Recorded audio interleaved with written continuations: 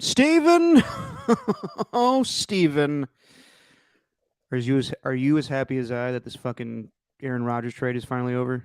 No, I am not as happy as you are because you are about as happy as any human being can be about this situation. So, no, I'm happy about it, but not nearly as much as you.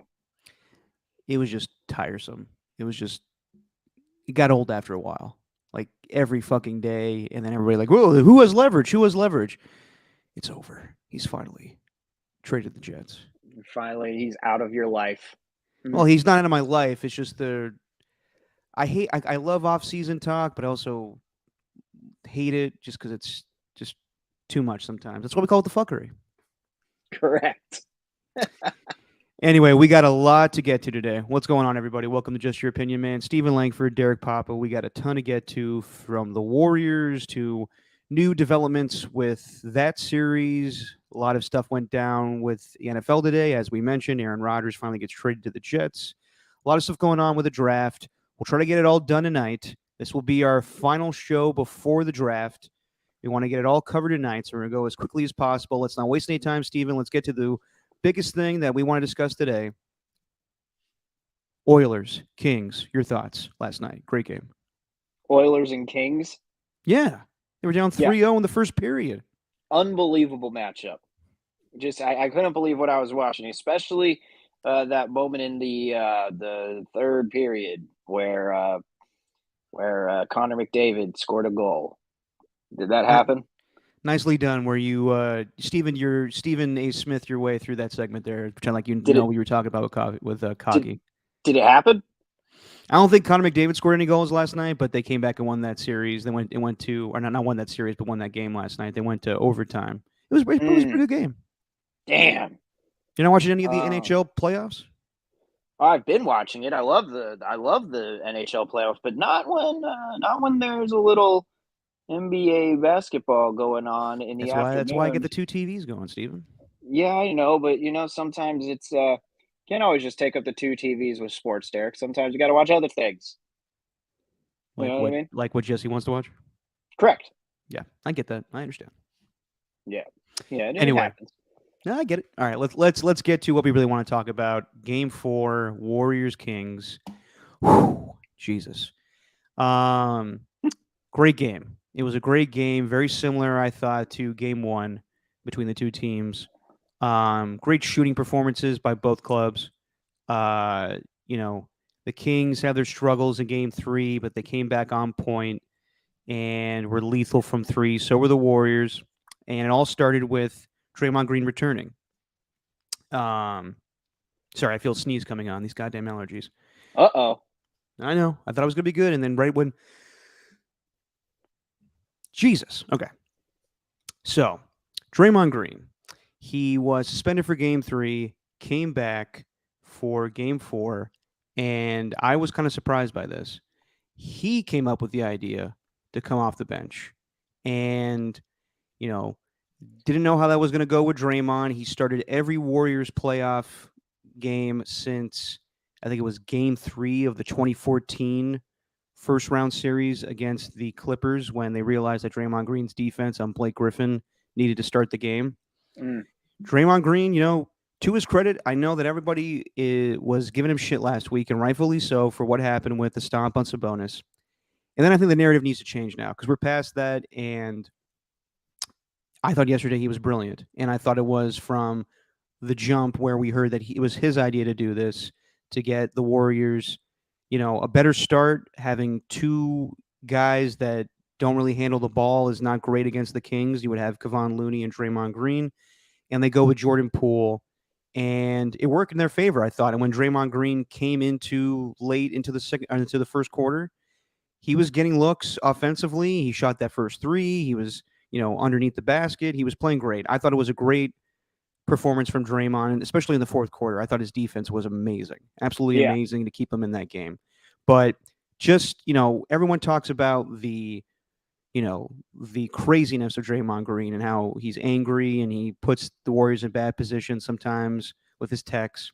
And right when he got into the game, he got a tech for talking shit to De'Aaron Fox. But it's also his brilliance, how smart he is as a basketball player.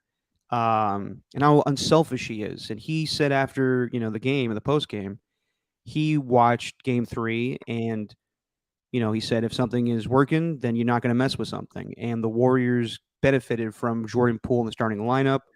They were playing better defensively because they had the longer, linkier dudes. And they can score a little bit better. So I thought the move to go to Draymond Green off the bench was brilliant by Steve Kerr and Draymond Green. It speaks to how great of a player that Draymond Green is to be unselfish in that situation and be willing to do that.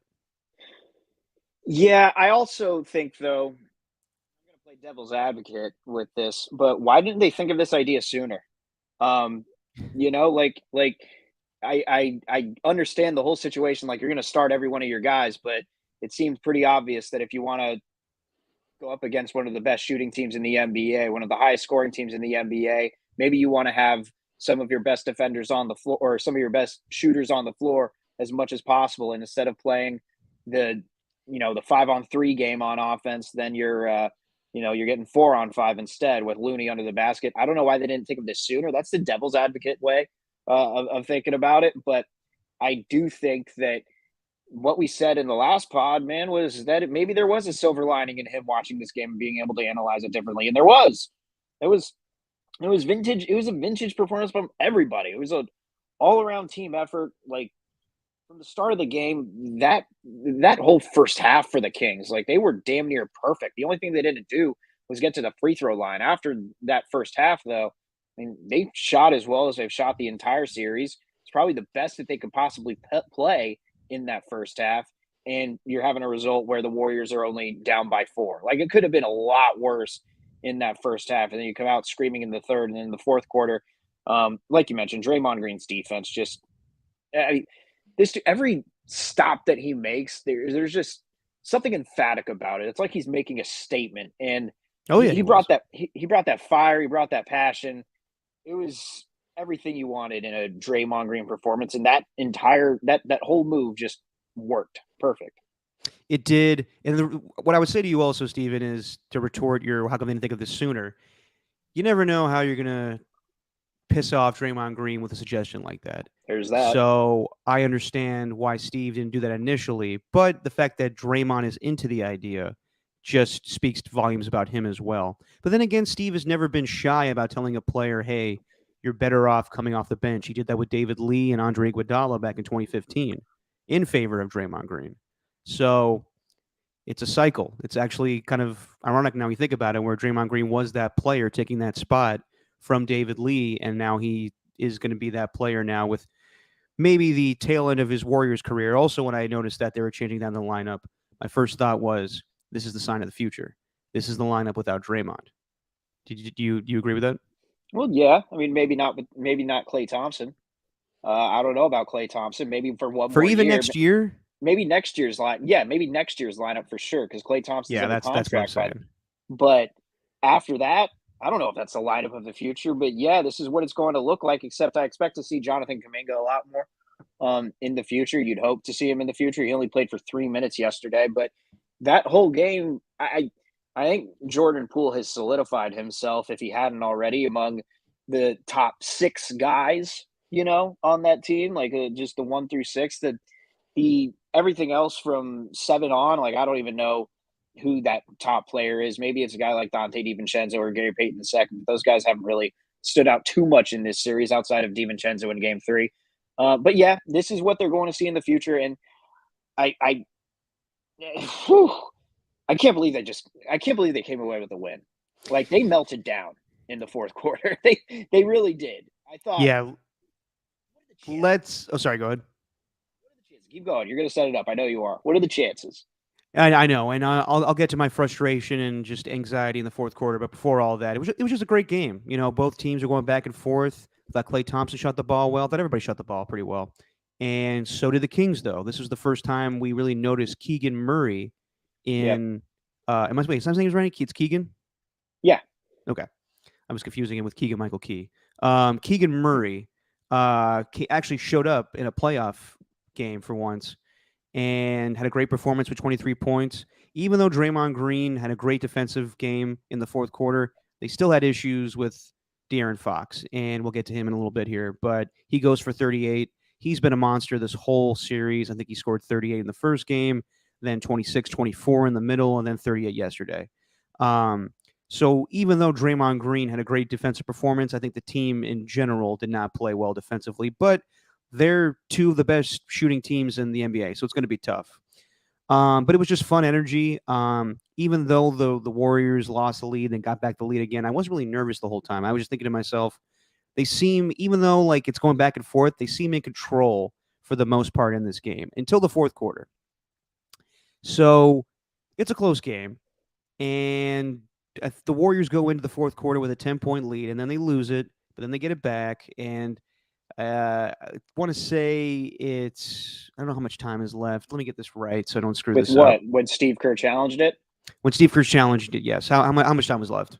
Just over 2 minutes, about Just over 2 2:10. minutes. Okay. So they win that challenge. Oh, they lose that challenge actually, and they lose a timeout. Yeah. Now both, Steve Kerr and Steph Curry took accountability for what happened, but with 42 seconds left, up, I want to say 26-21, Steph Curry inexcusably calls timeout when there is no timeout. And the first thought you think of is, shit, he just pulled a Chris Webber in the national championship in 1993. So when that happens, when you call a timeout, when you don't have a timeout, then it's a technical. So then the Kings get 2 free throws, and then they get possession of the ball, which totally just screws things up. And at that point, I was like, they're going to fuck this game up. I'm like, how does that happen? And, should it have been on Steve to tell the team, hey, we're out of timeouts? I don't know. Like, if you've been playing basketball for this long and you're an experienced playoff team, maybe you know that yourselves. But then again, it's also a good reminder from the team. Regardless, Steph, I love you to death, but good God, that should never happen again. That was just a total blunder. Like, it may go, like, if that goes the other way, like, we're talking about that along the lines of, Magic Johnson dribbling out the ball in the 1984 NBA Finals, not realizing that the game is tied. Oh, I remember it well. I was thinking of like great moments. Like I was thinking about today when I was doing Tolbert and Copes of just dumbest moments by great athletes. So you would think that with Magic Johnson, you would think, Tom Brady not realizing that was fourth down in a play. Like, like we know of like, who's J.R. Smith doing that shit against the Warriors, but I don't think of him as a great athlete. Like there's like Jim Marshall's wrong way run. I know you weren't alive for that, Steven. Neither was I, but you're familiar with that play, right? No, what's that? Jim Marshall, the Purple People Eaters. Oh, okay. He picks up the ball, goes to safety, he flips the ball all confident. He's like, yeah, I remember that. Well, I don't remember that, but I've seen it. Yeah. So it was terrible. It was absolutely terrible. And that moment made my heart sink a little bit. Like, fuck, we're gonna lose this game now because of this. And not only that, but then Steph misses the little, runner rim shot, doesn't go in, and I was shocked that Mike Brown decided to call timeout in that situation when the Kings got the rebound. Because if you look on the play, Steph Curry falls down. So they would have been outmanned, and they probably would have taken the lead. Instead, Mike Brown takes the timeout for the game-winning shot, and Draymond Green was fantastic in the fourth quarter. His block on Sabonis, he's just tipping passes. He was a one-man show defensively, saving that lead for the Warriors. And then even in the closing seconds, his defense on De'Aaron Fox, he has to push it out to Harrison Barnes. And, us Warriors fans have seen this before. I can't remember Harrison Barnes ever having a game-winning shot, so he missed that shot. And he had a wide open look, and Steph Curry got in the last second, and he misses the shot. And I'm sure Draymond Green knew that because he's not a big fan of Harrison Barnes going back to their playing days. Nevertheless, It was anxiety-inducing. I had a heart attack during the whole thing, but what a great win. Yeah, the final moments of that fourth quarter, it's just like, what are the chances that with the Warriors and the Kings is their first playoff series and a Chris Webber moment would happen in the middle of a pivotal game 4? Like out of nowhere? That's number one. Did you hear Clay after the game? No. About that? When they're in the tunnel, Clay calls. He goes, "My man, Steph C. Webb Curry." Yeah. It's true, man. Like that could have been bad. That could have been really bad. it was a much needed game. I mean, think about that. You go down in the series 3-1 because Steph Curry ultimately, and you know what we would have been talking about, right? It would have had this is not what we would have been talking about, what others would have been talking about, and this is what makes you frustrated. Others would have been talking about the hit at his legacy. See, Steph Curry, not that great of a player because he does stuff like this, blah, blah, blah, blah, blah. Not Yeah. buying it. But also, we got to take into account the fact that the Kings screwed up before that play. Like the fact that the Warriors were up by 5 was a shock in itself. Steph Curry and Klay Thompson knocking down 2 straight threes, I think on back to back possessions, or maybe it was one, or maybe it was on 3 possessions and it was 2 of 3. But either way, some huge 3 pointers by both Steph and Klay. It was a massive turning point in the game. And that's where like Mike Brown said their playoff bid experience came into play. But then I'm like, well, look at the Warriors and what they did. But also, love what Doris Burke said on the call. This is like as critical as she was awesome, I thought, yesterday. But in her most critical moment, it was when Harrison Barnes took the random step back 3 with like 39 seconds to go, and he had, I think, 16 seconds left on the shot clock. It's like, why are you even trying to attempt that shot? Yeah. So thank you, Harrison Barnes, for that. But also, it just, that final play, it felt so just generic. Like I thought, I'm not going to act like I'm some coach. I don't know. This is just me being, armchair guy. I'm sitting there stuffing my face with these Ube Trader Joe's Oreo cookie things that are, like the seasonal flavor of the month or whatever. So I'm just stuffing my face. I The was hell's like, what? Ube? I don't even know, but it looks Like good. knockoff Oreos? I don't know. It's like a flavor. The knockoff Oreos are the Trader Joe's. That's what they're called. These are like the ube flavored ones. But I'm just saying, like Kelly Ube. that that final play though, you set a screen with Harrison, and it's Yeah. like, and I know the Warriors kind of blew up that play a little bit. I mean Steph Curry with the defense on Fox kind of getting them lost in his dribble a little bit, but it just felt like a very generic ass play call, and they could have. I thought they could have gotten more creative with it because everyone knows they're getting it into Darren Fox's hands, so the Warriors are going to put an emphasis on guarding him. I don't know. Maybe they. I'm not a coach. I'm not going to act like I can sit there and just say it's that easy, but it does feel like it's that simple. Sometimes these decisions, it feels like they're more simple than they can be made out to be. But also, I could be wrong. I could be dead wrong. Well, yeah, I mean, you wonder why Mike Brown didn't have a better, play for that situation. But I mean, Yeah, De'Aaron Fox was winning most of the battles that game, so I didn't have a problem with it. I think just Draymond got in his face. He dished it off to Harrison Barnes, and that's what Draymond wanted. yeah, yeah. And credit to Steph too on that defensive possession. Just credit to everyone, man. The top 6 guys, like I mentioned, it's just the top everyone up and down. Like they all did their job. You know. Yeah. No, they did great performance, and they got the win. And we got some good news about Andre Iguodala, so we'll see if he can play on Wednesday. But things are going right in the Warriors' direction. Just real quick, Steven, would you go with the same lineup for Game 5? Would you have Draymond Green come off the bench? Yes. Yes, I absolutely will. If you're going to do anything to combat their scoring, it's pretty clear right now with the amount of points that you've given up in 3 out of the 4 games in this series. Yeah, I think you got to start off with that lineup, man. It's what worked. I agree, and I honestly would go with it for the rest of the way as long as they keep playing in the playoffs. Honestly, I think that it works to their benefit to have scoring start the game, have a true five in Kevon Looney. Maybe if you get into a situation in a series where you want Draymond to start at the five, then you could do that. But I like it, and we had Tom Izzo on today talk about Draymond Green and just spoke to how intelligent he is, how unselfish he is, and how his crazy is usually calculated. And I thought all of that yesterday, just watching him play in that fourth quarter, him just commanding the defense. And I have said before that I think this is Draymond's last season, and it will be adjustment. But I do like the fact that he is extremely unselfish in the playoffs, and you know like Jalen Hurts had a great comment today when he got his press conference for the contract. He said, "Money is cool, but championships are better." And I think that's what Draymond. That's what I thought about with Draymond a little bit yesterday. I expect Draymond Green to be a free agent. and to move on to a different team this offseason. But he wants to win one more championship with the Warriors. That's what's most important to him right now.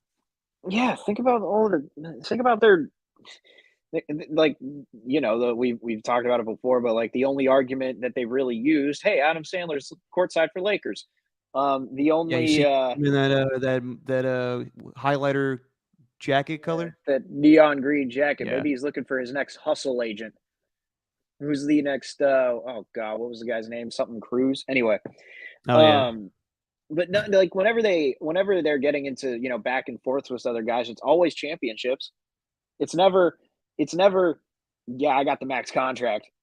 I'm a super max guy. Super max. What are you? What are you? Still on your rookie deal? Super max.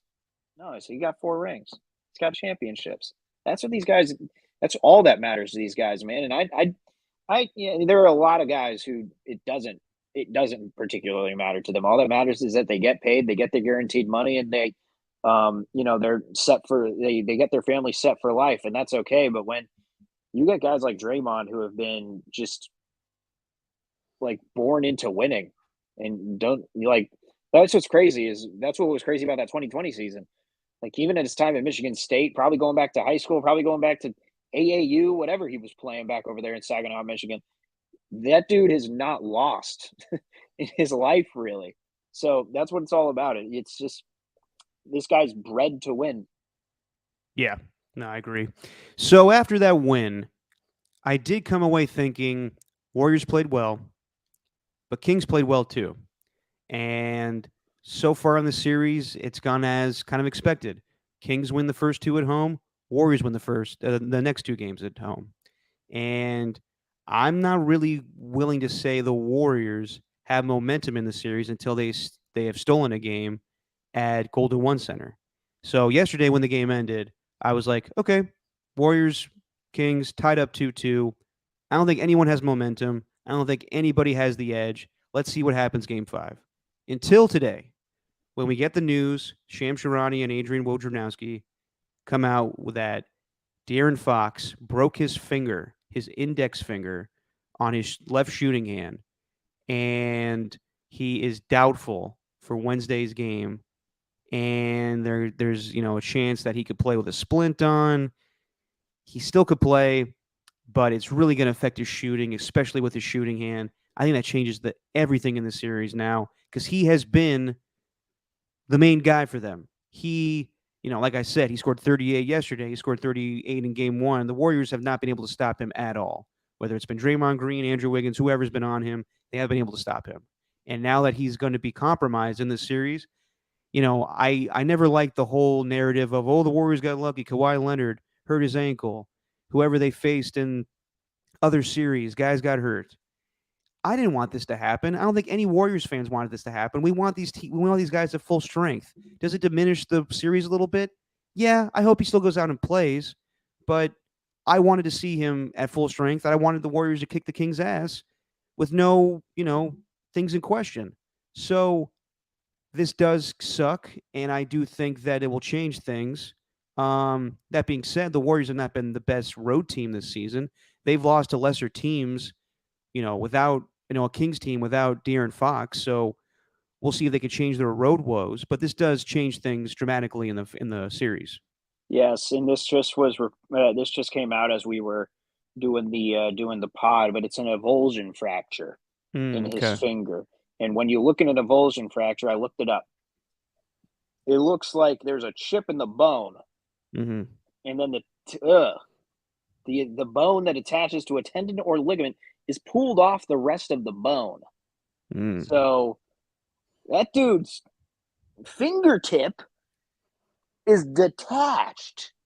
All right. Well, I got a broken shoulder right now. This thing, it's just kind of like it's a little displaced. It might be a little cracked at the top. To be quite honest with you, the X-rays aren't really clear at all, so I can't really explain the break too well. But enough about me. That's hard. So are you That calling out De'Aaron Fox for having a less injury than you? You're toughing it out, and he's not. guy clearly doesn't love the game. He clearly doesn't love the game if he doesn't want to. You know what? You know what?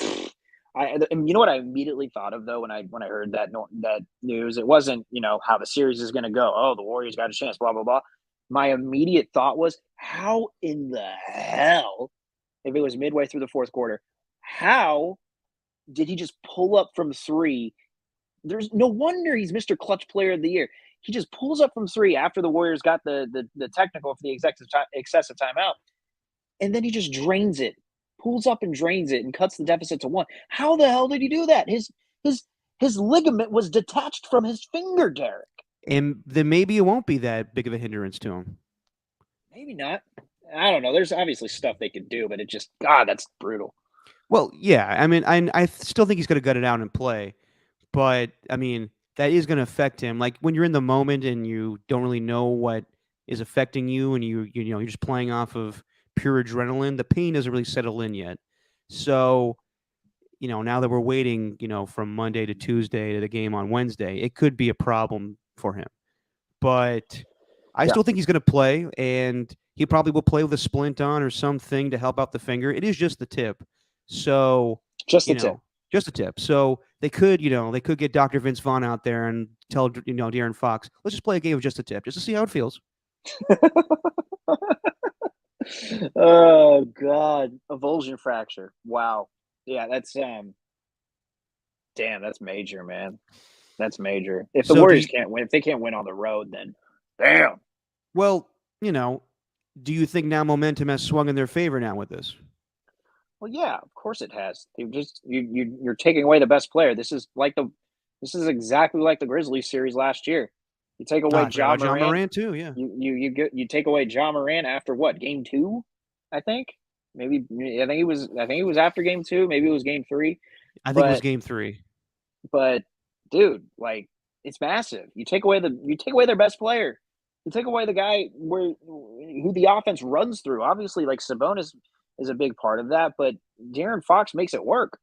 So I don't know what they're going to do. I mean, Malik Monk's going to have like a Jimmy Butler type performance if they want to prevail on Wednesday. Well, Malik Monk or Davion Mitchell? I'd say Malik Monk in terms of scoring.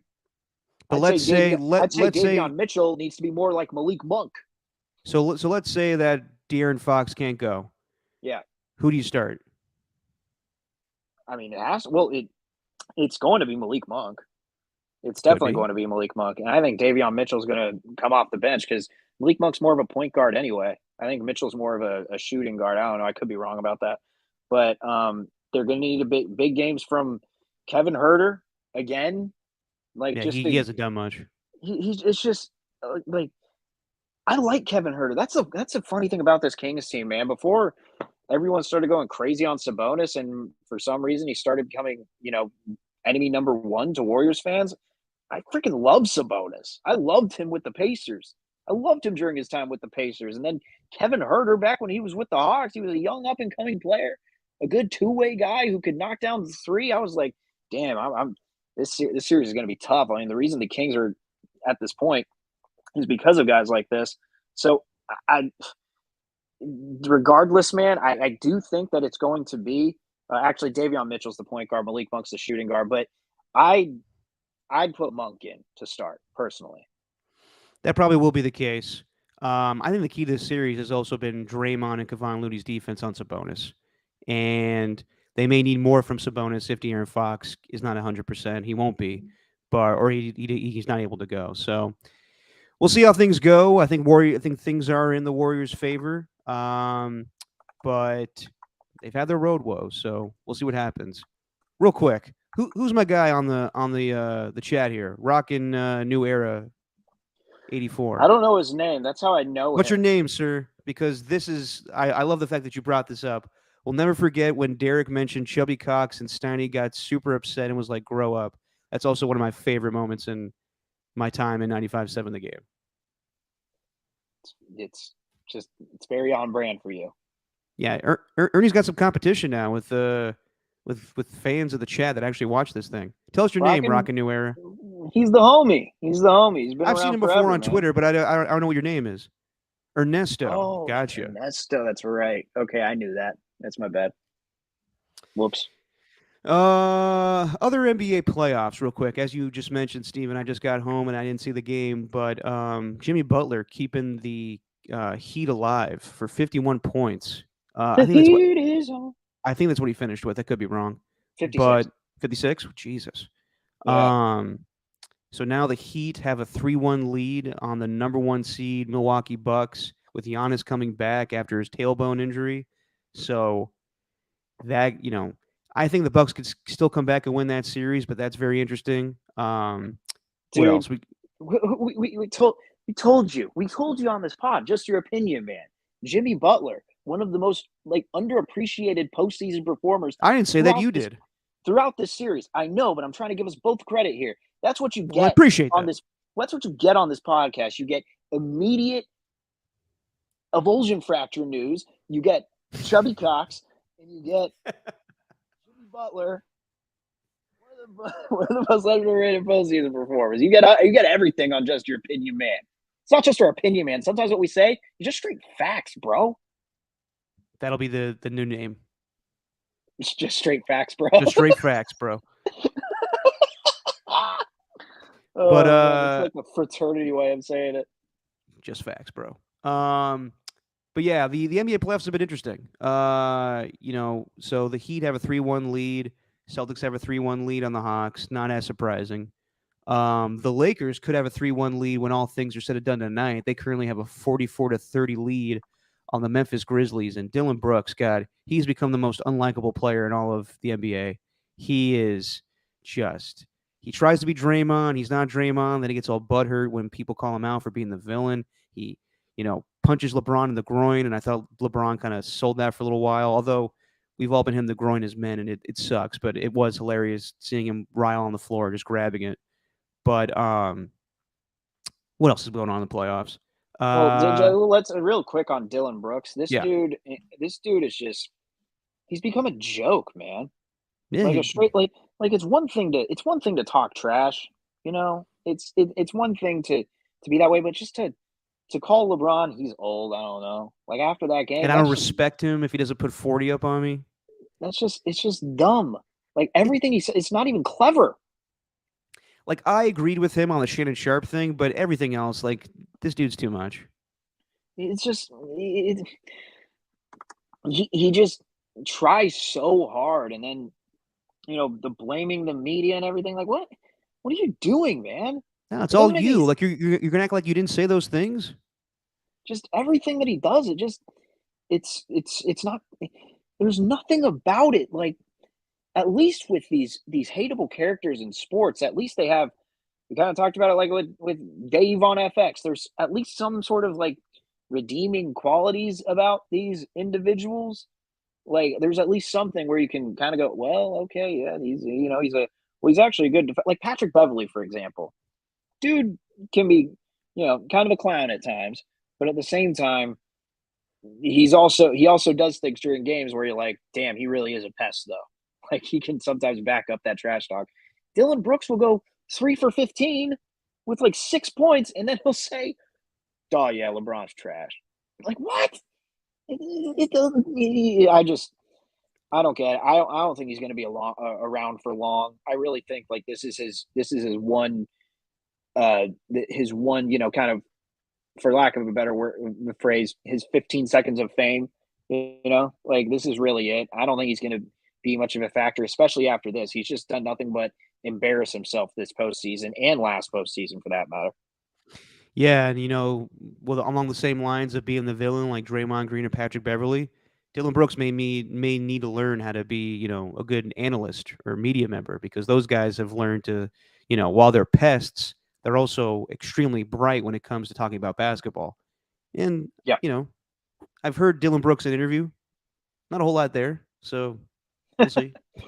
No, it's just ever since he was with Oregon, man. I remember watching him with Oregon because my buddy's he's a huge Ducks fan, so I was always paying close attention to them. And it was him as the shooting guard, and or the small forward, and he just randomly put up 3-pointers whenever he wanted, like you wouldn't believe. He had this terrible haircut, still terrible now, but like that was back with him, and I think like Mighty Joe Young and Peyton Pritchard was on that team too. Great movie too. Like, fantastic movie. That's I don't think a lot of people really get the reference, but Mighty Joe Young, shout out to Charlize Theron.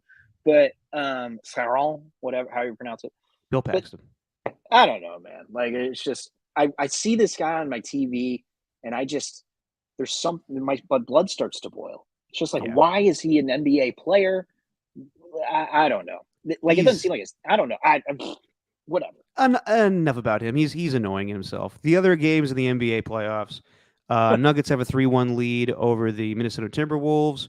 The Knicks are closing in on clinching their first playoff win or playoff series win since 10 years ago as they have a 3-1 lead on the Cavaliers, but it would be really Yeah, Knicks if they blew that and win it. yeah, it would be. But So, man, what a game though from Jalen Brunson. This no, dude, he's great. I don't know how Dallas really let him go. That didn't make much sense. When they let him sign him to like a whatever it was 4 years. I think it was like 110 million when he signed that deal. Yeah, it's I don't know, that dude's solid, man.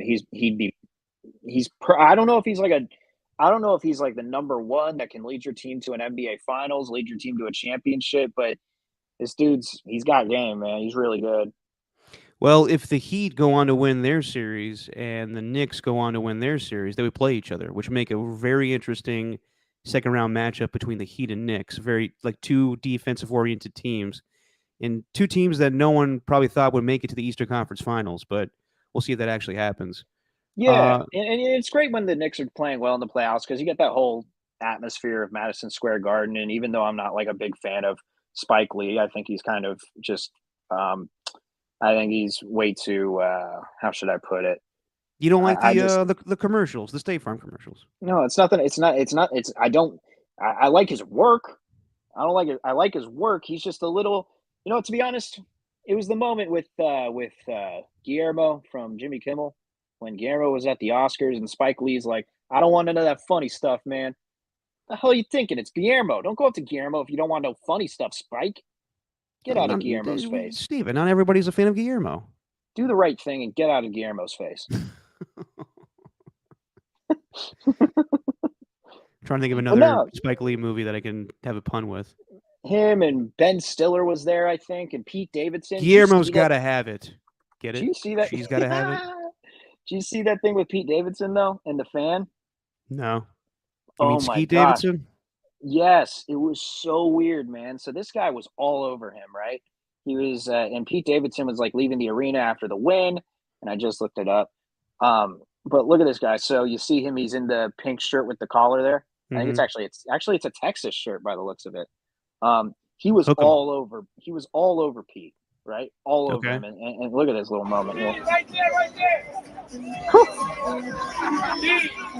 Get out of my face, bro. Get out of my face. Pushes him away. What happened? He was just in his grill? Yeah, he was all in his grill, like just constantly all in his shoulder. It was really weird. And eventually Pete Davidson's like, bro, get off. Right there, right there. What'd I do? What'd I do? Anyway, Skeet. Skeet Davidson. Was he at ended the all game with that. Jon Stewart? Yeah. Weird tandem there, I'd say. Although comedians love Pete Davidson. It's not weird. Pete Davidson seems to be a really cool guy. I don't get where the hate I'm comes not a from. fan. I'm not a fan. Why? I do like the King of Staten Island because I'm jealous of him. Basically, what it comes down to. Yeah, okay, there you go. He's As younger long as than you me. He's admit got it. more success. He's Yeah, as long as still you with Kate as long as- Beckinsale. No, he is not. He transferred over to God, who did he go to after Kate Beckinsale? He dated Kim after Kate Beckinsale, I think. Kim. Yeah, Kim Kardashian. Oh you yeah, know? yeah. Yeah, you heard of her? I thought you were referring to somebody else. Like, yeah, the singer Kim. I don't know these days. These fucking Yeah, people with names. Kim Possible.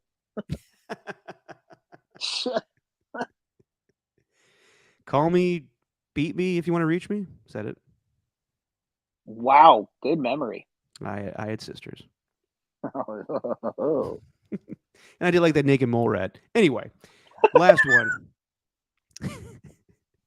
Kawhi Leonard. He's going to miss his third consecutive game in this series between the Suns and Clippers, and I thought that series was going to be fantastic. The Suns have a 3-1 lead and has not been the same since Kawhi Leonard got hurt. I don't know about Kawhi Leonard's future in the NBA because I told you last time, Steven, he had injuries and health issues with the Spurs. He signed with he got traded to the Raptors. I told you that me and Bonte saw him after they won the finals against the Warriors, and he looked limping significantly. And I don't think he's ever been healthy. I guess it's not a pain thing. Guess his just knee is swelling up. This is bad for the NBA going forward now that Kawhi Leonard is not the same guy that he used to be and is not going to play in this pivotal playoff series. It's kind of crazy to think that he was 22 years old when he was doing everything he was doing against the Heat. Like I was in Hawaii. I was in Hawaii when I was watching that series, and but now at 32 and looking up his contract, man, I wouldn't be surprised if he's just done after this. I mean, he's got a player option, and it's pretty nice to have 48 million, but after next year, like I don't know, I could easily see Kawhi just saying, you know what, I'm done, bye bye. Well, I don't know if he'll say that. The Clippers may say that, but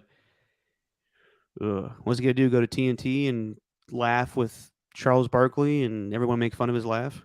Oh no, I do not think so. I think he's going to be. He's going to try to keep playing. He's maybe, but he's and he is addicted to basketball. If you ever read up anything on him, he's like truly one of those guys who's just who loves the sport inside and out. So maybe he won't end his career early, but there's also a time when you got to look at your career and think, man, is this really worth it? You know, is everything worth it? I mean, to him, probably. With all the accomplishments that he's had already in his career, it may have been young, but it may have been early in his career and he was young, but maybe he could just say, all right, deuces, I'm done. Yeah, I don't know about that, but yeah, it'll be hard for him to walk away from the game of basketball. And lastly, the Sixers swept the Nets without Joel Embiid.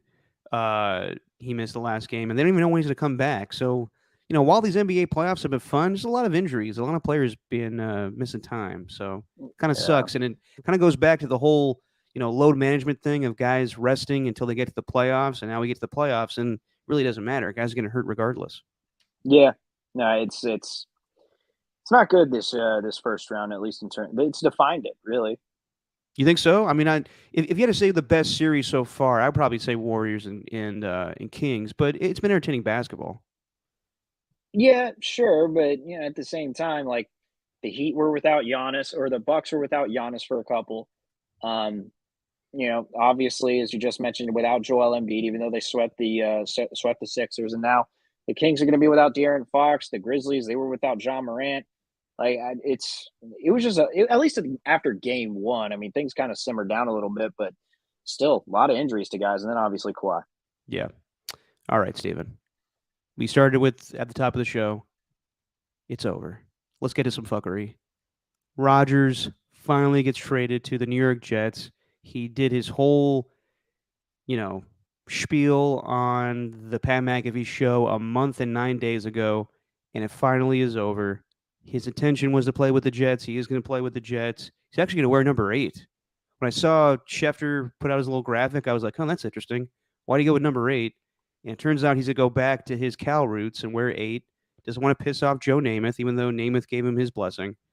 And the final trade negotiations or details are that the Packers and Jets flip-flop picks, so they didn't get really, you know, a pick in return. Everybody thought, you know, they would give them a first-round pick. They just flip-flop. So Jets go to 15, Packers go to 13.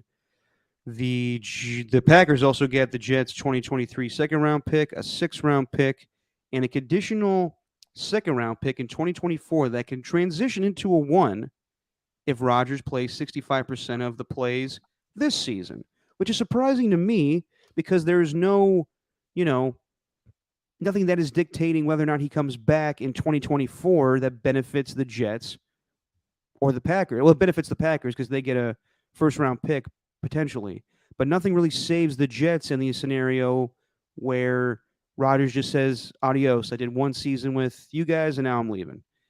And that's surprising to me because that was the whole hang up of this whole thing. But I guess it was just, all right, let's just wait till the draft and then we'll try to get a better deal. If we don't, whatever. So deal is done. I loved it, you know, the whole reaction to it today of people on Twitter being like, well, now the Jets are officially a Super Bowl contender. And it's like, you've been waiting a month and a half to just say this. Like you tell people like we're in their like, you know, tweet drafts and just waiting to like pull this out. So yeah, Rodgers finally goes to the Jets.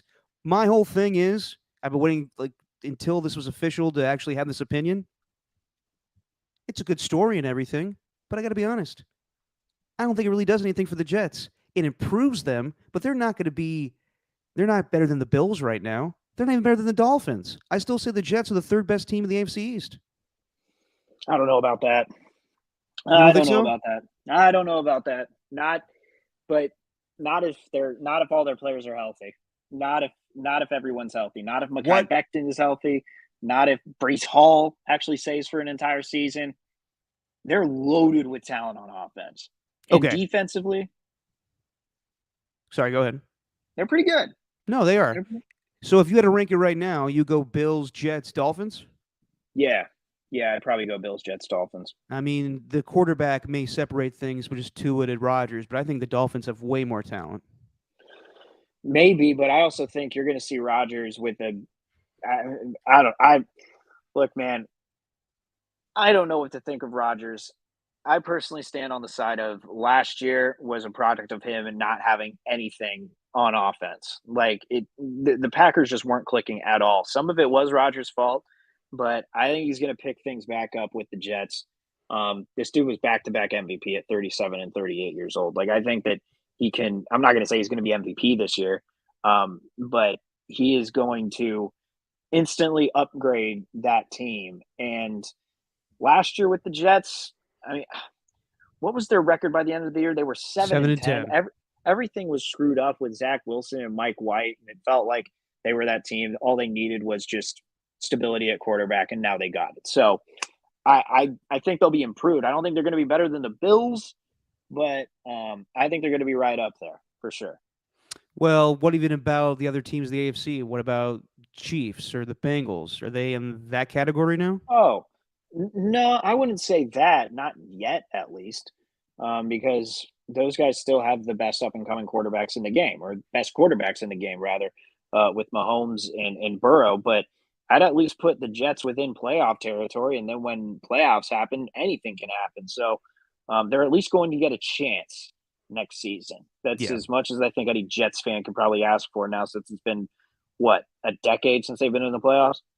Yep, they're the longest team without a playoff appearance in the four major sports of America. No, I'm with you, Steven. I do think it improves the team, and I think they will be a wild card team. But I'm not ready to say that they're Super Bowl contenders. And, you saw a lot of guys, like DeAndre Hopkins gave I'm not about that with the Jets. Calais Campbell had a chance to go to the Jets. He didn't want to go there. Odell Beckham, if you really wanted to, win, and it's an argument to be made if he has a better chance to win on the Ravens with Lamar Jackson or with Aaron Rodgers with the Jets, but he doesn't even know if Lamar Jackson's going to be on the Ravens this season. Probably will be, but I don't know. I'm not ready to say that they're the hot sexy team this offseason yet. Just they will be. They'll get a shit ton of primetime games, but it's not like a Russell Wilson thing for me. I just think that we got to slow down with saying they're a Super Bowl contender. I wouldn't say that at all. No, I'm not saying that, but I'm saying they could. I think they could make some waves in the playoffs, and that is as much as I'm saying right there. Did you see the reaction though with Adam Schefter when he broke the news? Yes, live? I was just about to say this, and I laughed my ass off with how flustered he got. And why does he have to scream? Yeah. Go ahead and play this. This is amazing. This was from NFL Live when he got the news live about Aaron Rodgers. But why, situation in San Francisco? Why is he screaming? Oh, Laura, we have breaking news right now. Breaking news. Aaron Rodgers officially is being traded to the New York Jets. And it just came down moments ago in a trade involving 6 picks. Aaron Rodgers is going to the New York Jets. It's official. It is happening. Finally, after all this time, we've been waiting for this trade to happen, and now it is. And here are the details of the trade that just came down. The Jets are sending their first-round pick this year, their second-round pick this year. Well, hold on. Big Swagoo, hold on. Their second-round pick next year, it's a conditional pick. They get back the Packers' first-round pick this year and a fifth-round pick. But the trade is coming down. Aaron Rodgers is going to be a Jet. It is official The two sides are in agreement right now. And essentially, here are the terms of the trade that I can give you. Okay, whatever. We don't. Wait, need wait, to hold on, do wait, the wait, wait, rest hold of on, wait. Play Wait, Zimmer. play this part. Play this part. Which part? No, This no. part? Just press play. Exactly as it stands. The Jets, and again, this is in real time, so it's coming in. Aaron Rodgers. Okay. That made me because he's so frustrated because he's live on TV and whoever's texting him is like, "Come on, I'm just getting the damn bubbles. Come on, give me the details." Pick number 15. All right, we're good. in the We're good. first That's too much Schefter for me. Hey God, can we just do the Just swagoo. the best? Well, not even swagoo, just like the filibustering. The trade is happening. It's official. It's here. Why is he screaming? We've been waiting for this trade to happen, and now it is. And here are the details of the trade that just came down. The Jets Hang on. I gotta It's go happening. in back. a It's trade happening. involving 6 picks. Aaron Rodgers is going to the New York Jets. It's official. It is happening finally after all this time.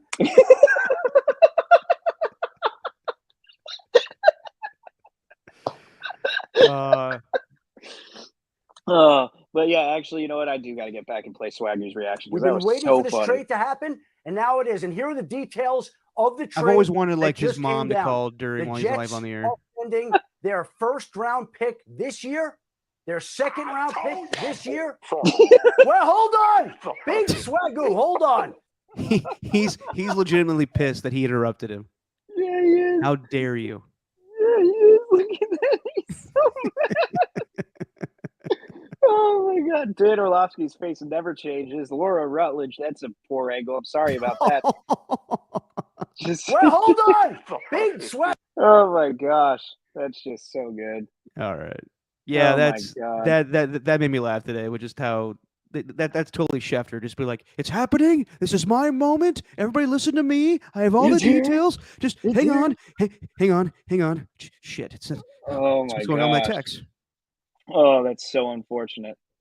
It Oh is. my God. But you know what? There you go. That's hey, it's happening. It's here. Finally.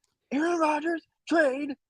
Well, I kind of get that in the sense that we've been waiting for this goddamn thing to happen for over a month now, and it finally comes in. Everybody's like, "Oh, it's here finally!" And like looking back on it now, like every day of Get Up or Rich Eisen show or Pat McAfee, all of them debating, who's got the leverage or what would you give him the compensation? This whole thing was ridiculous. It was just ridiculous. We're just gonna keep that up here for as long as we are. This is the meme now that everyone's using. We're just gonna keep that up here for as long as we can because And this look at is Laura; just, she's not impressed at all. Laura was Mm. Laura, well, you know, in her defense too, like I I mean she's got to run a show. You know, she's after all she is the host of NFL Live, and all of a sudden this thing happens. It's like I don't know. It's probably a lot to handle. And she's like, Jesus, Adam, calm down. Yeah, I was trying to talk to you about Trey Lance, but Jesus, you interrupted my. The graphic guys made the lower third and everything. You just fucked it up. It's so funny. She's like it's like Adam Schefter's like the dad, and then Mina Kimes and Marcus Spears and Dan Orlovsky are like the 3 children, or all of them are the children, but like Laura Rutledge is the older sister who like has no reaction because she's been through this before, but the other 3 are just like what the hell is Dan Orlovsky's face? Oh, Orlovsky. well, because he kind of sold it a little bit when Adam Schefter said he's going for a first round pick, and everybody thought like, oh, so they're giving the 13th pick away. Not really. They're just flip flopping picks. It wasn't that big of a deal. Yeah, but pick swaps aren't as sexy, Derek. You gotta go with something different. Yeah, I you know. He's trying to get the best out of the moment, Schefter. Nicely done. Oh my gosh, that's so good. All We're right, keeping get rid that of up that. here for- Get rid of that. Oh, get rid of it. Okay, Yeah, we don't even need the whole goddamn show. why not? Just after a while. So that checks off one domino that was expected to happen this week as far as players to be on the move before the draft or during the draft. So we played this game during the fuckery time, Steven, of free agency. I want to play it again with you because now we got a new list of names now that Aaron Rodgers is off the list of who could be traded this week during the draft. And I got some names that have been attached to some rumors. So let's go through it real quick. And you tell me trade or no trade if it happens. Ready? Okay, DeAndre Hopkins. trade. Where do you think? Oh, I don't know, but he's gonna get traded. Yeah, me too. But I wonder who. Bills, maybe? Anywhere he goes, like I said before, I thought he was going to get released because he makes just too much money. He's going to have to take a significant pay cut wherever he goes. But yeah, Bills, maybe Chiefs. I can't think of anywhere else, to be honest. Yeah, well, those were the two. Right? I thought the Chiefs were gonna be it, and They it's might just still. yeah, But then maybe again, the like Chiefs. I can also see it being, like Chiefs, Bills. They look for a wide receiver in the first round. I think both teams like to get like a Zay Flowers or Jordan Addison or somebody like that. And if they don't get him, then DeAndre Hopkins is the backup plan. So yeah, I'm with you, Steven. I think he does get traded this week. Yeah. Dalvin Cook. Stay. I think. I'm gonna say he does not stay with the Vikings, but he gets cut because it's already been out there that the Vikings will release him. So why would anybody make a move when they don't have to? Okay. Buda Baker. Probably traded, just judging by the latest that I've seen with him. Yeah, I could see that, and I think the Cardinals, if they're not going to get a lot of compensation back for DeAndre Hopkins, this would be the better move. And it sounds like the Eagles are all about that with Buda Baker, so that'd be very interesting. So I'm going to say yes to Devin White, linebacker. Probably traded. I haven't really seen anything otherwise. All right. Well, it'd be a good move for the Raiders. We'll see if that happens. I'm going to say yes. He gets traded too. Yeah. Trey Lance. Not before the season. I agree with you. Even though today's comments by John Lynch were kind of interesting, where he said, he backed up Trey and said that he wants to see Trey play this season. We're expecting a lot from him. But he also told everybody in the press conference today, Trey is aware of the situation. So to me, that says Brock Purdy's the guy, and you need to prove to us that you can take his job away. Trey Lance, when asked for comment on the whole situation, he says he has no comment. So to me, it seems like Trey Lance will have a short lease this season, and then if things don't pan out for him quickly, if a team wants to trade for a quarterback during the season, although if you're a certain team and you want Caleb Williams, I don't know why you would do that. Trey Lance could be moved to the deadline, in my opinion. So no, not this weekend, not this week for the draft, but he could be moved eventually. Yeah, I think it's very. I mean, the trading him before the season would just be illogical. Like it wouldn't make any sense. No, I agree with that. But then if someone's gonna wow you with like let's if the Texans or Titans really don't want C.J. Stroud, and we'll get to that in a little bit here, and they want Trey Lance instead. I mean, they offer like a second-round pick. I think it'd be hard for the Niners to turn that down. Yeah, and then Sam Darnold. This is all insurance for that. Yeah, and it all depends though, man. It depends on everything that happens through the season, but not before it. Yeah, definitely I agree. Not before it. A couple more here. Derrick Henry. No, I don't think he'll be traded. Actually, I don't think so either. But there was a rumor, I guess, with my guy, former Raider and host of Ninja Warrior, Akbar Bajabiamila, tweeted out that Derrick Henry is going to the Eagles. And everyone has said, I don't know where the hell he's getting that from, but they do share an agent, apparently. I don't believe that. You don't believe in Akbar Bajabiamila? No, I do not. That's also fun. It's also a fun name to say. I believe in him as a human being, just that he's a good dude. You do that. I believe in him, just like I believe in you, and I believe in you, Rockin' New Era, and I believe in you, Ernie, and I believe in you, Jesse. You're probably asleep right now because we're talking football. And I believe in you. I already said you, Derek. What, are you campaigning for something? I believe in you, cat. By the way, Charles Barkley had something to say. Speaking of cats, I want to get to that at the end of the show. Continue on, though. Yeah, he's not a fan of cats. Yeah, Derrick Henry could also be a trade deadline move because that's also another one because it's just, especially if you're the GM for the Titans and really like you're gonna get rid of him immediately as soon as the season, right before the season starts. I don't see that happening. All right.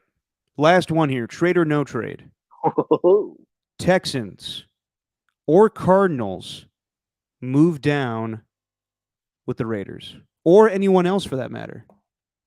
I think someone else. I don't think the Raiders are going to be it. I don't know, man. Like, that's impossible to tell. Like, are the Raiders just trying to fool everybody? Well, The way that they've been talking, it feels like they've had an MO to make sure to let everyone know, hey, this whole grabbing a quarterback in the first round, yeah, probably won't happen. Like, I don't know. I don't know what to believe. well, here's what I'll say. There's been a lot of stuff going on with CJ Stroud lately. What I thought was once going to be the number one pick in the draft, taken by the Carolina Panthers, has slowly shifted, or quickly shifted, I should say, to Bryce Young being the overwhelming favorite to be selected first overall. And I do believe that now. Now, when it comes to CJ Stroud, when I was watching him, and I watched a lot of, anybody that watches college football, you're going to watch Ohio State. And CJ Stroud, to me, looks very impressive. But then things now come up. Like I think it was neck and neck. Like I kind of like CJ Stroud a little bit more than Bryce Young just because of his body build. But now there's a lot of stuff coming out, like Brady Quinn going on some podcast saying that CJ Stroud blew off the Manning Academy, and then there's this S2 cognitive test where CJ Stroud apparently scored at 18%, and Bryce Young scored like a 96 or something. This stuff gets old fast. Like all this, like whatever it is with agents or scouts or general managers that don't have a face to the quote to tear down a young kid before he's about to have the biggest moment of his life. I'm never a big fan of this stuff. Like we saw it a couple years ago with Justin Fields. I didn't like it then. I don't like it now. It could, like, if the Texans just simply don't want to draft him, that's perfectly fine. And they tweeted out some cryptic text today to maybe suggest that they're not going to get a quarterback. But I don't like this whole thing of, CJ Stroud, like Peter King saying like he could fall out of the top 10 now. So I'm not buying it. I do think he's going to be the second quarterback selected in this draft. If it's by the Texans or if it's by somebody else. I'm starting to think now it won't be the Texans because I'm hearing all this talk that they love Will Anderson, but they don't, I'll say this with the Raiders. At a certain point a couple weeks ago, I said that I don't believe the Raiders will trade up to get a quarterback because I don't think they want Will Levis and I don't think they want Anthony Richardson. But if CJ Stroud is available, I do think that they would trade up for that. I think that if the Texans are not going to take him, then I think the Raiders, Dave Ziegler and Josh McDaniels know Nick Caserio very well from the New England days. So I would not be the least bit surprised if they said, hey, let's do this. We want CJ Stroud. I think that's the only quarterback, and maybe Hendon Hooker in the second round, that the Raiders would be willing to make a deal for. And I think it's a no-brainer, honestly, because you can make the case of CJ Stroud. If he needs time to develop, then great. You have Jimmy Garoppolo. But he could beat out Jimmy Garoppolo in training camp, too. Well, how do you know they're out on Anthony Richardson, though? I don't know that. I get the sense that they're, and this is me talking because this is like, I'm not a fan of Will Levis and I'm not a fan of Anthony Richardson. I do think they'll be great pros in time, but I don't think they're ready to play like CJ Stroud is. And I think it's great. Like Will Levis is the betting favorite now to be the number 2 pick in the draft. I'm not seeing it. And I get there's a lot of stuff behind the scenes too, of whether guys are intellectually there and have the composure and whatnot, but that stuff's hard to test out in scouting rooms or interviews. I think that if you just look on the tape, CJ Stroud's a great player. Yeah. I'm just hearing this stuff with Brady Quinn now, and I absolutely hate that. Oh man, he didn't attend a Manning Academy. Gosh, you know what? He needs to drop out of the first round. Like what kind? That's taking away from everything, isn't? Like I don't know, man. I didn't hear the entirety of this podcast, and maybe he did actually talk about like the skill set on the field, because I'm sure Brady Quinn watches, considering it's like his job as a Fox College football guy. And unfortunately, I catch a couple of minutes of their show whenever I have like 95.7 on my in my car on the morning, whenever I'm up on the way in, and there never seems to be any of that like deep dive type of analysis there. So I don't know, just to even Not like from think about, me. no, not like from you. To think of it, just to think of that, that's whatever. And the S2 test, whatever that is, I know, like whenever Bryce Young scored on it, I know that a lot of people said, well, whoever scored in the 90s always turns out to be pretty good in the NFL, and that's fine. But what about the lower scoring guys? Like I maybe it's the opposite for them, but I'd like to see just how other players have been graded on that scale, because I don't have much of a sample size in my head on that. You know, all I got is CJ Stroud graded poorly. Okay, I graded terribly in school. Look at me now. A pillar of success. Vote for me because I believe in you and you and you. My teachers didn't believe in me, but I believe in all of you. Yeah. I was told I was going to be nothing. Anyway, no, I wasn't. Just kidding. And we don't even know if that's true or not. There's no concrete proof that CJ Stroud scored an 18% on this cognitive test. And then I even saw something today where the guy that created the test is saying it's not foolproof. So I think there's a lot of stuff that goes into just tearing down kids before the draft, and I'm not a fan. I'm not a fan of that shit, and I think it's hard to believe that CJ Stroud is going to fall in this draft, but he could. We've seen it before. So, Steven, let me ask you: if CJ Stroud is not going to be drafted by the Texans, do you want the Raiders to make a move to go get him? Yes, of course, they absolutely should. Even if that means getting rid of Hunter Renfrow. Yeah, that's fine. That's fine. Whatever. Because I do think that could be on the table. Yeah. Well, you know what? If getting a franchise type of quarterback is what it's going to take, then okay. Hunter Renfrow's great, but he was not that great last season. But he was hurt. He was hurt, but still didn't look that great when he came back. So. Yeah, that's tough. But I would say that I think the Raiders receiving core is all right now. Like I like the lineup of Devontae Adams and Jacoby Myers and Hunter Renfrow. Yeah. But they also picked up Philip Dorsett, who would fill in that slot receiver role too. So I don't really know. I'm starting to get the sense that maybe, like, we see all these rumors that Darren Waller, who's already been traded, and Hunter Renfrow are not Josh McDaniel guys. So I could see that potentially happening. But I don't know. I don't know right now, but I'm with you, Steven. If CJ Stroud is available for the Raiders to go get a number 2, they should be all over that. Yeah, 100%. All right. But when in a while I'll do these draft deep dives. And I know that, Steven, you're a big fan of them. So let's get to it then, because I wasn't able to last time. We're going to barrel roll right into this dive. Let's do it, because I haven't done any of the defensive players. So we're going to do the defensive line and the secondary. All right. Got a lot to choose from in this draft. You got Will Anderson, who is defensive end for the Alabama Crimson Tide. A lot of people are saying that he will be the first defensive player taken in this draft. He might even go number 2 because the Texans are in love with him, apparently. But I'm going to say this.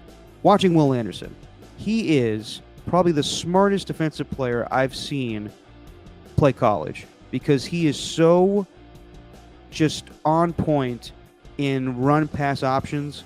He plays the run so perfectly. I've seen so many times where he's in the backfield, he snuffs out the play. He is great at being a run defender. As a pass rusher, he is pretty good, but he's not consistently going to get the sack totals that a lot of guys get. And he's also undersized. So, if you want a guy that's going to be kind of like a Micah Parsons, like an all-around great defensive end, then Will Anderson's your guy. But if you want like high sack totals and strip sacks and all of that stuff, then Tyree Wilson is more of your guy, because he's more of a pure pass rusher. He's got long arms. I guess like Jalen Phillips would be the closest thing to him, but he's more of a pure pass rusher, and he's dominant. I would not be the least bit surprised when this draft happens that Tyree Wilson goes ahead of Will Anderson, just because Will Anderson, while he is very impressive, he just may not do the things that NFL scouts love. So that's what I think as far as the defensive line for those two guys. There's a lot of great names. I'm not going to spend all the time on this, but Miles Murphy, Lucas Van Ness, Will McDonald, as far as your defensive ends, all really impressive. And all kind of the same, in my opinion. If I had to say who I like the most out of all of them, probably Lucas Van Ness. Miles Murphy's a little bigger. You may be able to slide him in as a three technique. Will McDonald's really good too. He doesn't play the run very well. He's more of a pass rusher. Every highlight I saw of him, he's knocking the ball out, getting strip sacks. So they're all really good. But by far, the best player in this whole damn draft is Jalen Carter. He's huge. He is going to be, like, did I put a comp for him? Oh, yeah, Jeffrey Simmons. He's dominant. He could be like kind of like a Quinnen Williams, like a 10-sack, 12-sack type of defensive tackle. The only thing with him is obviously the arrest and whatever's going to happen with what went down with the, Georgia teammates and racing, and unfortunately someone, dying in a crash. Yeah. So I think hands down Jalen Carter is the best player in this draft. It's just a matter of, our team's going to be hesitant to go after him given what happened with all the legal troubles. And as far as the other defensive tackles, you got Brian Brzee, I think that's how you say his name. You got Mazi Smith, and you got I'm going to butcher this guy's name. I was hoping you get to this. Kalijah Chansey. I think I got it right. There's a K. There's Kalijah Chansey. Mm. And he just looks like Aaron Donald. Like, he may not go as high as Aaron Donald in this draft, obviously, but he just, like, playing at Pitt. He's a little undersized. He's really impressive, but he's not going to go in the top 10 in this draft, and I don't think so. But all the defensive tackles look really good in this draft, but Jalen Carter stands above all the rest of them. Man, and then other guys... You mentioned that guy. Hang on. Kalijah Chansey, 6'1", 281. If you go down the list, there's these two guys I'm looking at from Texas and Alabama. They're not going to be taken. Probably, there's a chance they might not even be taken in this draft, to be honest. They could be undrafted free agents. But from Texas, Keandre Coburn, and DJ Dale or Dale, depending if you're Pitbull or not. Coburn is 6'2", 332 pounds. It's a big nose. Then DJ Dale is 6'1", 302 out of Alabama. Wow. So those guys are going to be run stoppers in a 3-4, like a nose tackle, which, by the way, is what Mazi Smith will probably be. This is you. Exactly. They're that big. You are Adam Schefter. You are Adam Schefter when you're doing your draft deep dives. That's me? Yes.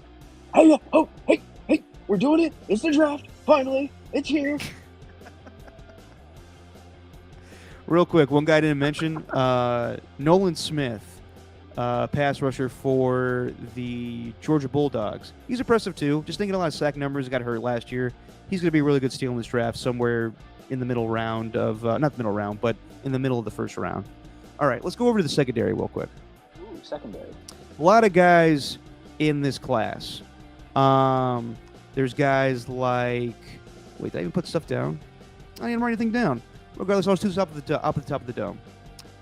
There are three names that I want you to remember for this draft, and they're probably the ones that stand out the most as far as secondary play. There's not a lot of safeties. There's Brian Branch from Alabama, who's a good tackler, whatnot. I don't know how he'll be in coverage, but he's the lone safety that will go in the first round probably. As far as the other guys, cornerbacks, you got Christian Gonzalez, Devin Witherspoon, and Joey Porter Jr. Yes, that Joey Porter. Christian Gonzalez looks like Jalen Ramsey. He's got the built, he's got great coverage, and he's probably what you're looking for in a cornerback. Devin Witherspoon, I like a lot more, just because he's a bit smaller, but he looks like Sauce Gardner. He is the hardest hitter in this whole draft. Like Jalen Carter's the best player in this draft, but Devin Witherspoon I thought was my favorite player to watch in this draft. So If the Raiders don't want to get a quarterback and they want a cornerback instead, I think this is the guy, Devin Witherspoon. He seems fiery. He seems kind of like a Draymond Green where he's going to be a leader on the defense. This is the guy that I think the Raiders should target if they're not going to get a quarterback. And then finally, Joey Porter Jr., not like his dad. His dad was a pass rusher. He's a cornerback. The only thing I didn't like about his tape really was that he kind of bats balls down and they kind of fall out of his hands. For a guy that's really good in coverage, he doesn't get a lot of interceptions. So that's something he may learn as time goes on. But if I'm going to go with those three guys, I think Devin Witherspoon stands out amongst all of them. Just one interception in the past 4 seasons for Joey Porter Jr. Would Yeah. you drop a cup?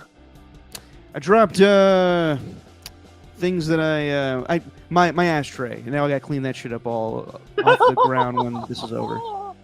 Oh man, get out your brooms. Yeah, that's gross. Anyway, that is my draft deep dive. I didn't do any linebackers. Who's the guy that you really like, Steven? I don't know his name. I just saw some funny press conferences once from him, so I wanted to get drafted highly. But he's probably not going to be drafted with until in the 80 to 90th pick.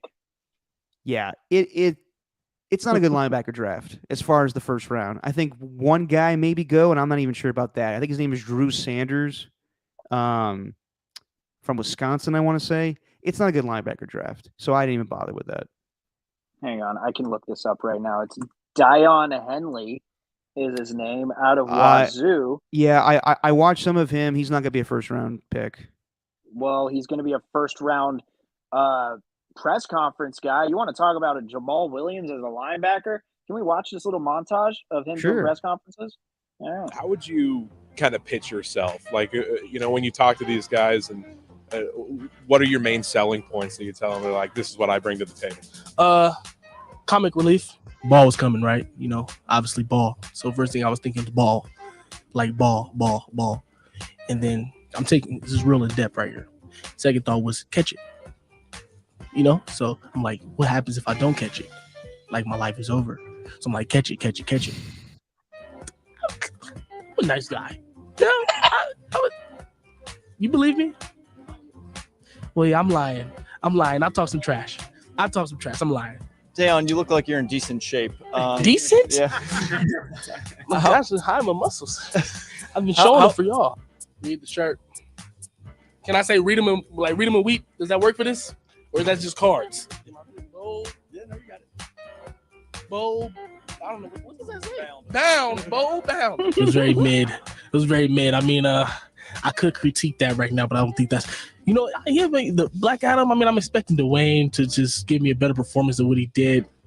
No offense, Dwayne, but you could do better. You get in that meeting room, and I swear it's like a sauna. So immediately it's like I'm sweating, but I don't want to say I'm sweating because I'm not sweating because of the questions. I'm just sweating because you guys got the heat up. Is that it? I appreciate you guys. Stay beautiful.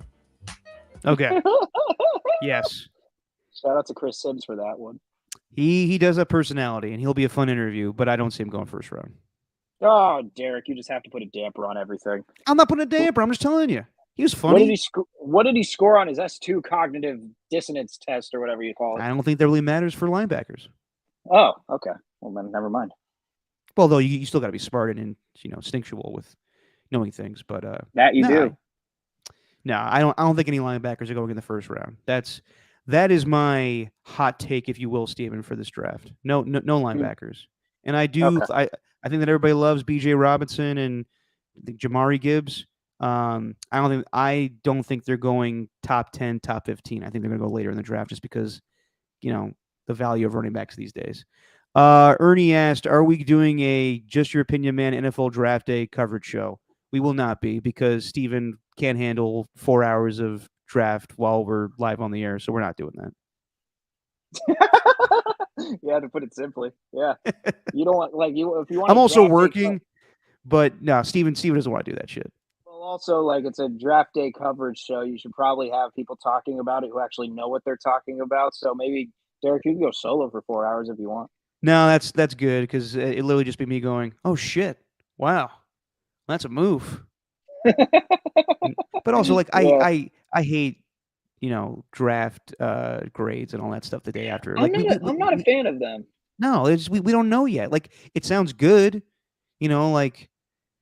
whatever happens, but then like you got to actually see it play out. That's why I think Draft Day is the dumbest movie because it ends with like, oh, you got all these players, we have no idea how it goes on the field. That's true. We don't. We never learned. They need to make like a draft like- day sequel. Or like it'd be hilarious, like it's not based on a true story, but if they had like text like, Vontae Mack went on to be the best player in Cleveland Browns history. The guy that Arian Foster played, he was out of the league in 2 years. Did you see what happened with the A's as we were doing this pod? No. Oh boy, they were up 7-2. Well, it was technically 7-1 by the bottom of the third, and now it is the top of the eighth, and the Angels are up 8-7. Yikes! Only thing can you pull up Family Guy's joke of the A's that happened last night? No, is that a thing? Oh yeah, did you not see this? No, what happened? Someone on the Family Guy writing staff must be an Oakland A's fan, and the timing of it is perfect. I don't know if this was made this week because animation's tough. It's not like South Park where they do everything with computers and whatnot. Maybe Family Guy does the same thing. It's not anything with relocation, but it's just a solid sports joke made about the A's on Family Guy. All right, hang on. I got it here. I got a TV setup here. It's not an actual thing. It's not an TV actual like setup. video. Yeah, it's like a video of a TV. See if it works. Welcome back to A's baseball, the biggest who cares of professional sports. Bottom of the fourth now, Tim. Oakland A is batting next. I've said it before, and I'll say it again, Greg. Who cares? So brutal. It's the truth. It's the truth. Oh my gosh. I didn't know it was gonna be that. I thought it was gonna be like a Peter Griffin flashback or something. Yeah, like the one time I was back at the Coliseum. No, nothing that like intricate. It was. There's just probably like some fan on the Family Guy just like fuck the A's. I'm just gonna write a joke. Oh my God! This reminds me of the time I went to the bathroom in the Coliseum, and like a possum comes and eats his face. Just pee it in the trough. Or he's like waiting in line for the bathroom, and then he sees Roberto. No, who am I thinking of? Colon? Roberto Colon? Yeah. You mean Bartolo? Bartolo. Jesus Christ. Roberto. Bartolo Colon. He comes out. He's like, "You don't want to go in there." Yeah.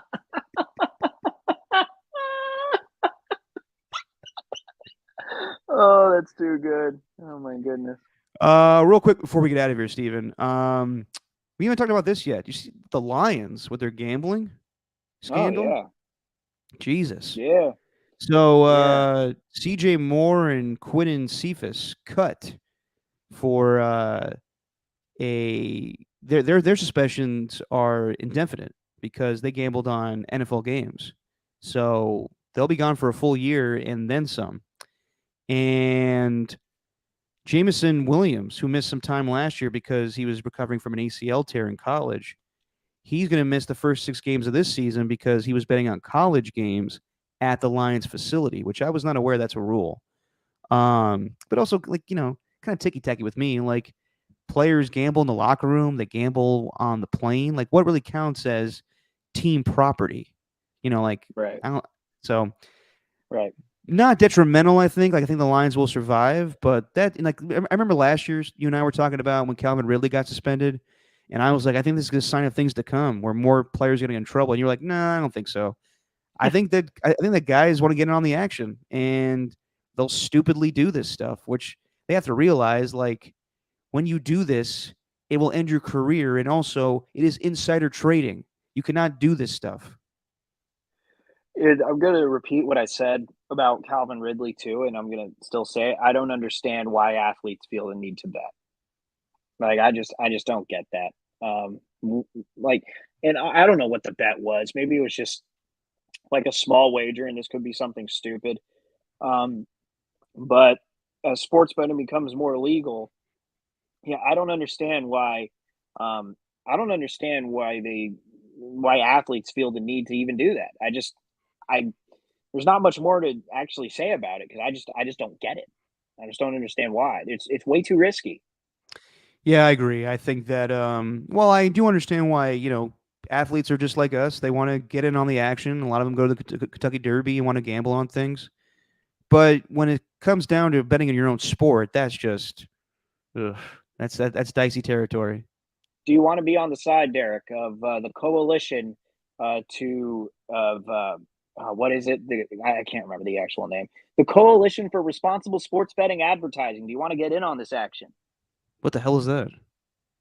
It's a group of people from around every major sports league, and they teamed up with NBC and Fox, and they've created a coalition to create more responsible advertising in sports betting. So Hmm. I guess no more Jamie Foxx telling you through the MGM Grand website or whatever it is, the Caesars Sportsbook website. No more JB Smoove. They're trying to make it so No doesn't- Manning family. no Manning family. They're trying to make it so No it doesn't, Patton like- Oswalt. You see this commercial with Patton Oswalt too? Yes, as the king, right? Yeah, or Caesar. And Caesar, thank you. Does Caesar live here? But yeah, man, it's bizarre. Everything with sports betting is only going to become Well, more I mean, prevalent. But Well, back to Jamie Foxx. Is he doing okay? I've heard a lot of health issues lately. yeah, I hope so. That sucked to hear. Jeez. I don't even know the details, to be honest. Jesse did one of those things where she was just randomly she just randomly goes, "Oh no, Jamie Foxx." I was like, "What? Don't you dare do that!" It was one of those when you say "Oh no" and then you follow it with a celebrity, you instantly think They're kind of dead. like when you see a celebrity trending on Twitter, you think something terrible has happened to them. But it looks like he's okay. I don't know what the medical emergency was. I don't think that's been a medical complication. I don't know if it's been disclosed, at least officially. Yeah, So, I don't know what the details are either, but yeah, as far as sports gambling on TV, I mean it's fine. Like everyone relax a little bit. I think NFL Network actually runs good ads with telling people be careful when you gamble. Don't fuck your life up. But I mean anything like gambling, alcohol, you just gotta be smart with it. yeah, it should be up to the person, not the commercial. Commercials just don't hit the same way that they used to. Yeah. No, it's like in Family Guy. Going back to Family Guy, that episode where Peter becomes part of the cigarette company, and the guy just subliminal advertising, was just like a Lassie commercial. It's like, hey mom, Lassie's out in the front yard. Smoke. Are you smoking yet? I thought you were gonna bring up the one. I have to look it up. What is it called? Wilkins Hyundai and Subaru. Yeah, when he was playing Oh, for the well, Patriots. then Hyundai and Subaru. We're We at got Wilkins Hyundais and Subarus. and go all the way for a touchdown. Yeah, that has no relevancy to what I was talking about, Stephen. But yes, that was a funny part. I don't know. I thought Family Guy commercials, whatever. You wanted to get to Charles Barkley and his hate for cats? Yes. What the hell, Barkley? Unbelievable. I don't have it pulled up anymore. Where did it go? There's way too much I was pulling up. The pull up game got too strong. That sounds so weird. You did it. You did it too much. I pulled up way too much, man. You pulled it too much. Okay. Oh Jesus. Okay. Here we go. All right. I'm gonna Charles? vote up now. Charles, you're on. Truckster. Yeah, I am a cat. I've been a cat for the last. A cat is not a real pet. Stop it. Why not? Because it's not a dog. That's not a real pet because it's not a dog. I don't dislike cats. I just don't think they're real pets, Marco. What are they? That's what are they? Dog is a real pet, man. Stop it. What's a cat? Just something like old women have.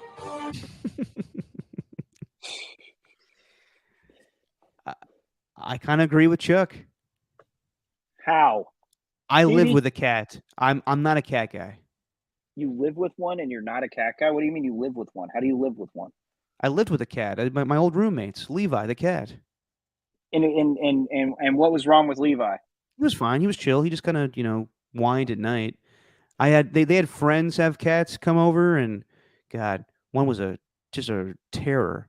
It was just I think I told the story before, but like we watched a cat and it didn't trust us. So it got up on like Jesus, Stephen, you got to warn me before you bring a cat out. Hey, Barkley. Hey, Barkley, I got a message for you. Hey, Phoebe, what do you want to tell Barkley? Huh? What does he think about cats not being a pet? He thinks you're not a real pet. Huh, Phoebes? That's the death stare. That's the death stare right there. And Ernie is 100% right. Before Langford got a cat, he didn't like cats, and that is 100% true. Wow. Totally hypothetical here. You fake bastard. So Yeah. your girlfriend makes you get a cat, and now you love cats. Well, the girlfriend didn't make me get a cat. We both decided to get a cat. There are times where I admit that I regret it. At times when she's waking us up in the middle of the night, and like in the middle of the night for me, that's 1:30 in the morning, and I got an hour and a half till I have to wake up. So yeah, Does there's the cat certain times- scratch you? No. Okay, see that's something I can't handle because cats just for whatever reason, if you take them off, they'll go after you. Dogs, they ward you a little bit. Yeah, but this one is different. This Phoebe's different. She's gentle. She doesn't do anything too harmful. Although Jesse's got a couple of scratches. Come here, Phoebes. See? Damn it. I don't trust cats. Never liked cats. Some are cool. Some are cool cats. But for the most part, I'm with Charles Barkley. I'm a much more of a dog guy. Look at that. Come on. How cute is that? Look at that. She's eating her little snack. Huh? Just eat it, Phoebe. See, people think cats are cute. I'm not a cute cat guy. It's adorable, man. Just wait till No. no more Phoebes. Easy. Get off. Easy on the snacks. Barkley. Get out of here. No wonder. His last name's Barkley. If his last name was Meowly, he'd probably have a different opinion. You're probably right. Actually, that was my dog's name, Barkley. Was it really? Yep, named after Charles Barkley. Was it the ones that were living at your dad's that would always bark at us every single time I dropped you off? No, that when I was a younger kid in Colorado. I had Barkley and I had Rocky. Good old dogs. Oh, those are good names. Yeah. Those are good. You know, we had a dog named Sarah once. A weird name for a dog. Yeah, I don't like human names for animals. It's a human name. I'm not a big fan. or different animal names for dogs. Like my mom, I think I've said this before. My mom named her dog Bear. No, it's a dog. It's not a bear. And and other Ernie, or I'll say Ernie too. He's asking me, do I like Cat from Minnesota at least? Sometimes he's gonna lose in this playoff series. Yeah, I'm more of a. I think of any jokes right now. I'm exhausted. All right, let's end this so I can clean up all this ash that I spilled all over my floor. Oh. All right, so there we go. We got everything knocked out. We got Warriors done. We got all the NFL draft stuff. So sorry to disappoint Ernie one, but we will not be doing a draft show. We'll react to the draft come Saturday. So we'll see you guys on Saturday to see where the Warriors are in the series, and we'll see what the Raiders and Niners and everybody did in the NFL draft. Can't wait. Can't wait, baby. All right, Steven, you and Phoebe there, say what you always say. It's just our opinion, man. Charles Barkley's so wrong, isn't he, Phoebes? Okay, So wrong. Stupid.